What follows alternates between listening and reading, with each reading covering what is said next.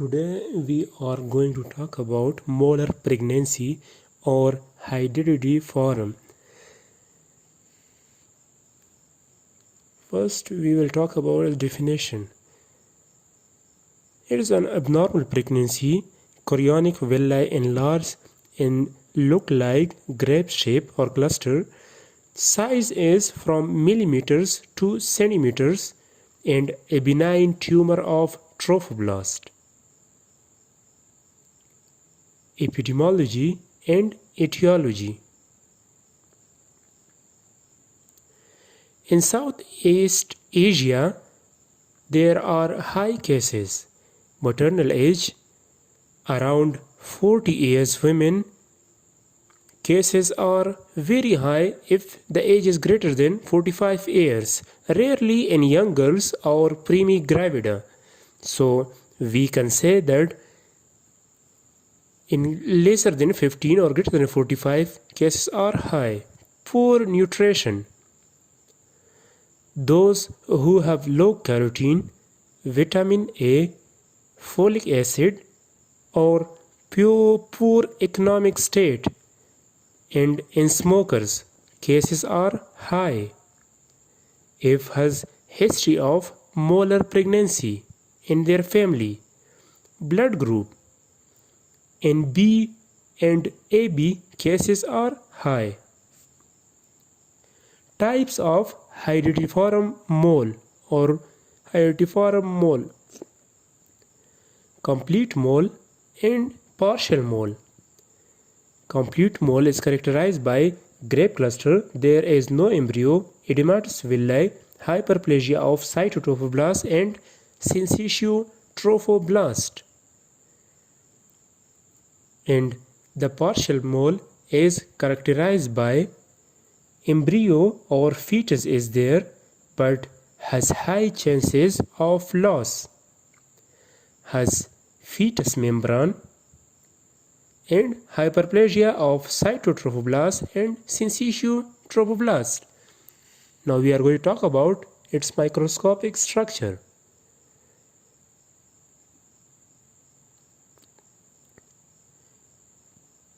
In complete mole, there is avascular edematous, hydropic villi, and hyperplasia of trophoblast. In partial mole, we can see vesicles has a little vascularity, has local hydropic villi, hyperplasia of trophoblast, but less than complete mole. Fetus loss usually occurs at first trimester.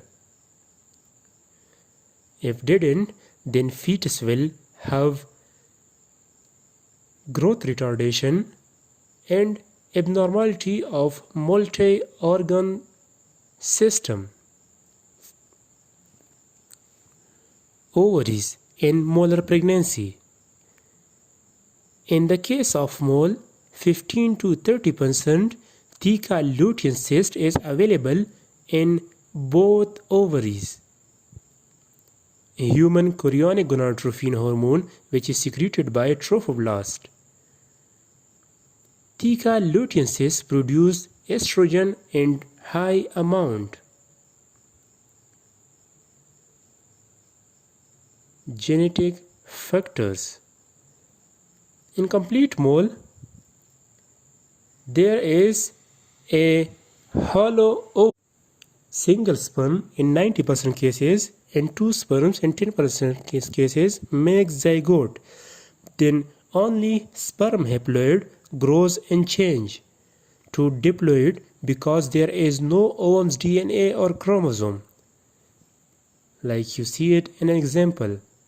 Sperm with DNA comes and join hollow ovum. Then only sperm DNA duplicates. In genotype, you can see 46XX, which is only sperm diploid, or 46XY, only sperm diploid, 46YY, not observed until now. Now we come to the partial mole genetics. In this case, normal ovoms plus single sperm or two sperm joins to make zygote and reduplicates itself. Genotype is 69XXY, which is called triploid, or 92XXXY, which is called tetraploid. An example, you can see there is male haploid which reduplicates to itself, and then an ovum joins it, which makes it triploid. In some cases, it also can make tetraploid.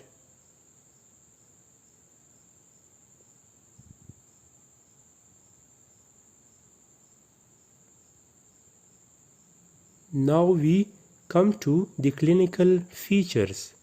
First, symptoms.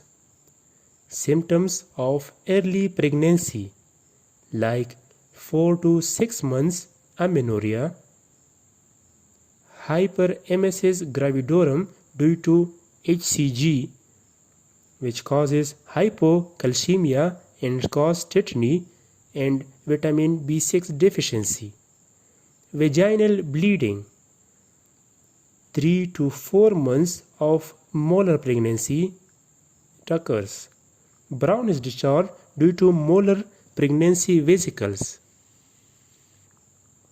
absence of quickening.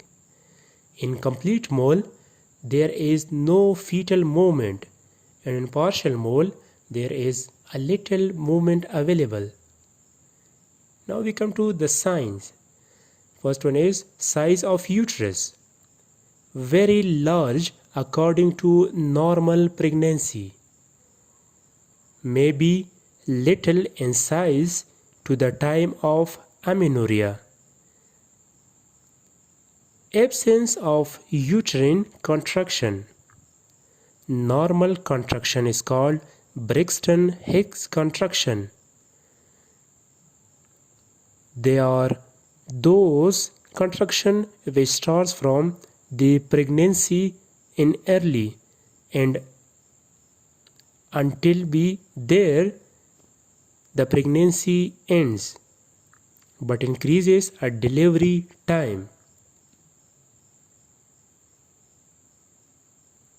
We can see bilateral ovarian enlargement in pelvic examination, which may be felt at abdominal area. Absence of fetal parts and fetal heart sound. Preeclampsia in 50% cases, which is characterized by high blood pressure and proteinuria due to TSH increasing, thyroid stimulating hormone. Alpha subunit of HCG hormone cross-react with alpha subunit of TSH due to similarity, and then hyperthyroidism occurs, which opens the way to preeclampsia. Others, trophoblastic tissue secretes thromboplastin and fibrin, which brings abnormalities in fibrin and platelet, and then DIC occurs, or disseminated intravascular coagulation. Due to emboli, respiratory failure occurs. Now we come to the diagnosis. Ultrasonography. It is the best method to use.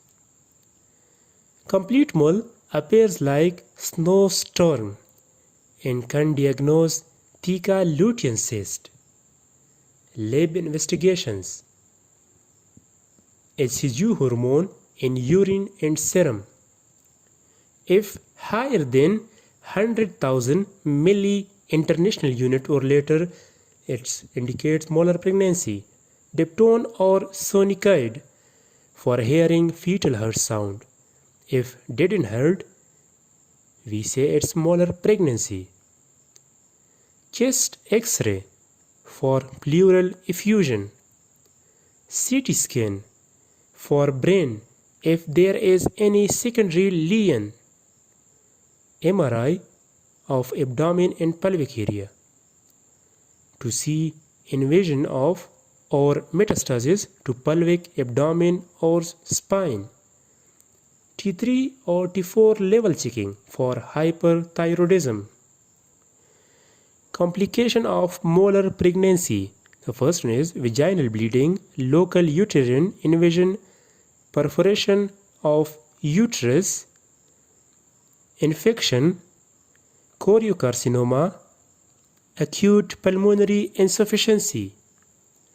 Now we are going to talk about treatment. First, pre-treatment investigations. We must check hemoglobin, blood group and cross reaction, chest x-ray, and T3 and T4 level. Treatment is evacuation of hydatidiform by suction curettage, manual vacuum aspiration, and hysterectomy. The indication of hysterectomy is severe bleeding, means drug doesn't work to stop bleed, age is greater than 40 years and has adequate children. For follow-up, we must check HCG in different occasions after treatment. In first year, we must check every month. In second year, we must check it every 3 months later. We must check for hydatidiform mole every 2 years later. Pregnancy and contraception after evacuation. Pregnancy in complete mole, do not get pregnant for 2 years. In partial mole, do not get pregnant for 6 months. Contraception, use barrier method like condoms, no hormonal drugs, no intrauterine contraceptive device which may cause uterine perforation. Thanks for watching.